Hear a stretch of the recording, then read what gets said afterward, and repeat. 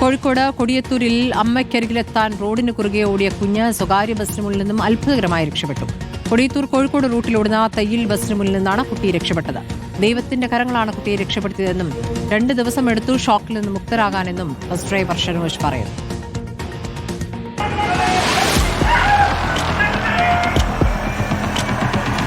നെഞ്ചിടിപ്പോടെയല്ലാതെ ആർക്കും ഈ ദൃശ്യങ്ങൾ കണ്ടിരിക്കാനാവില്ല.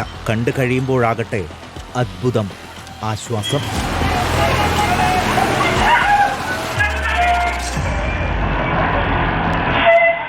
കോഴിക്കോട് കൊടിയത്തൂരിലാണ് ഈ കുരുന്നിന്റെ അത്ഭുതകരമായ രക്ഷപ്പെടൽ. ഓട്ടോറിക്ഷയിൽ മാതാപിതാക്കൾക്കൊപ്പം ആശുപത്രിയിലെത്തിയതായിരുന്നു കുട്ടി.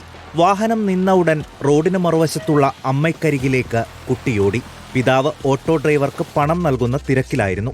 അപ്രതീക്ഷിതമായി റോഡിന് കുറുകെ കുട്ടി ഓടിവരുന്നത് കണ്ട ബസ് ഡ്രൈവർ ഷനോജ് പെട്ടെന്ന് ബസ് വെട്ടിച്ചുമാറ്റി ബ്രേക്കിട്ടതിനാൽ വൻ അപകടം ഒഴിവായി. ആ നിമിഷത്തിന്റെ ആഘാതത്തിൽ നിന്നും ഡ്രൈവർ ഷനോജ് ഇതുവരെ മുക്തനായിട്ടില്ല. ഞാൻ വണ്ടി ചവിട്ടി വെട്ടിച്ച് സൈഡിലേക്ക് വലത്തോട്ട് ഭാഗത്തേക്ക് ചവിട്ടി നിർത്തി. ഭാഗ്യത്തിന് കുഞ്ഞ് രക്ഷപ്പെട്ട്. ഓട്ടോറിക്ഷ കഴിഞ്ഞ ശേഷം കണ്ട കുഞ്ഞിനെ. കാരണം എനിക്കുണ്ട് അതേപോലത്തെ 2 കുഞ്ഞുങ്ങൾ, ചെറിയ കുഞ്ഞുങ്ങൾ. അതായത് എൻ്റെ കുഞ്ഞിൻ്റെ പ്രായമുള്ളൂ. ദൈവത്തിൻ്റെ കൃപ അത്ര തന്നെ. എൻ്റെ കഴിവെന്ന് ഞാൻ പറയില്ല. ഇന്ന് രാവിലെയാണ് CCTV ദൃശ്യം പുറത്തെത്തിയത്.